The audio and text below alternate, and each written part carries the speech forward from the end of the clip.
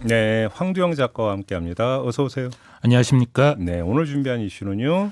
네, 카카오가 어제 첫 보상책을 내놓았는데요.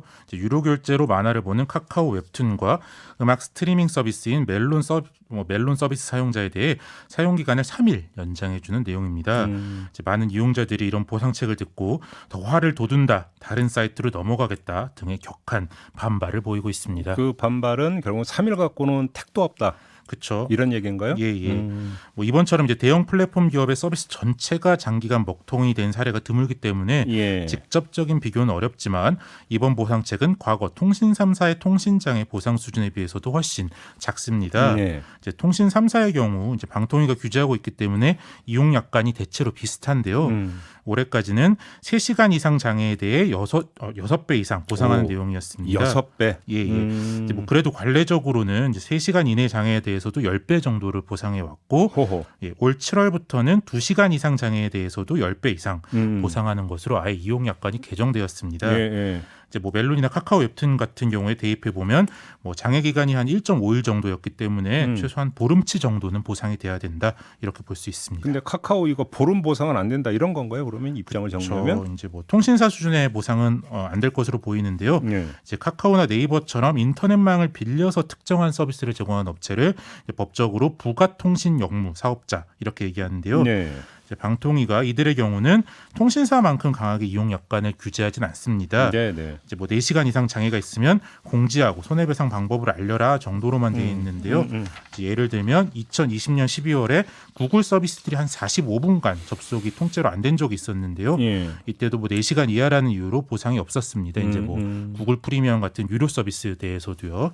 이제 또 2021년 12월엔 네이버 페이가 이틀에 걸쳐서 6시간 정도 접속이 안 되어서 입점 쇼핑몰들이 큰 피해를 입은 적이 있었는데요. 예. 네이버는 이후 하루를 수수료 없는 날로 지정하는 것으로 보상을 대신한 적이 있습니다. 근데 이게 법적 의무가 있건 없건 문제를 떠나서 카카오도 장사를 해야 되는 비즈니스를 해야 되는 거잖아요. 그러면 결국 소비자 관리 측면에서도 이건 자진해서 좀 해야 되는 측면도 있는 거 아닌가요? 뭐 그렇게 볼 수도 있는데요. 이제 뭐 금융, 콜택시, 퀵서비스 배달 등 이제 손실이 큰 분야에 대해서 보상책 발표가 이제 줄줄이 남아 있기 때문에 좀 더 지켜보긴 해야겠지만 뭐 지금으로선 카카오는 충분히 보상할 생각은 별로 없어 보입니다. 이제 카카오는 17일 주식장 개장 전 공시를 통해 이렇게 얘기했는데요. 이해관계자를 위한 보상 방안 등을 마련할 계획.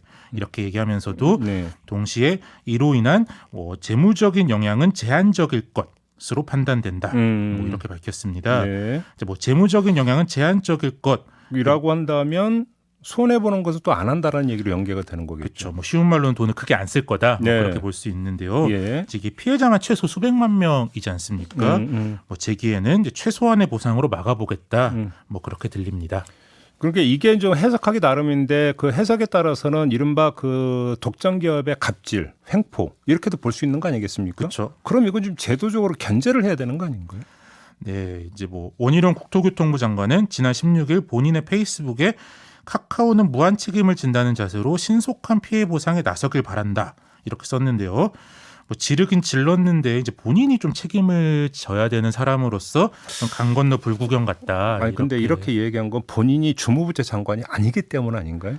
뭐 이제 이 모바일 서비스가 워낙 좀 그 모빌리티 서비스가 워낙 크기 때문에 뭐 본인이 뭐 직접적인 연관이 있다고 볼 수도 있는데요. 이게 먼저 과학기술 그 파트 쪽으로 이제 오히려 좀 그 정부부처를 또 정했잖아요. 정부에서도 아마 그래서 오히려 좀 자유롭게 얘기한 거 아닌가 싶기도 한데 그럴 아무튼 수도 있습니다. 예. 이제 뭐 방통위와 금융위도 이제 뭐 관할 분야에 대해서 보상을 잘 보겠다 이렇게 했는데 이제 앞서 말씀드린 대로 카카오의 이용 약관을 넘어선 보상을 강제하기는 어려워 보입니다. 예. 이제 뭐 지금 정부 여야 할 것이 대책을 쏟아내고 있고 또 국정감사에서도 뭐 증인으로 다루겠다 하고 있는데 이제 소잃고 외양간 고치기라도 잃어버린 속값은 정확히 좀 받아내야 되지 않겠습니까? 네, 알겠습니다. 뭐 정치권이 실효성 있는 보상책을 만들어낼 수 있을지 좀 지켜봐야 할 것 같습니다. 땡땡님이 이번에 집단 소송 한번 참여해 보려고요. 이렇게 지금 댓글을 달아주시는데 지금 집단 소송 움직임 좀 나타나고 있다. 그래서 뭐 이제 카페가 개설됐다 이런 뉴스가 또 어제 있기도 했었어요. 예, 맞습니다. 그래서 이제 이 움직임이 어떻게까지 이제 확장이 되고 이게 이제 정말로 법정까지 가게 될지 이것도 좀 함께 좀 지켜봐야 되겠네요. 예, 앞으로 더 지켜보겠습니다. 알겠습니다. 자 이렇게 마무리하죠. 황두영 작가였습니다. 고맙습니다. 예, 감사합니다.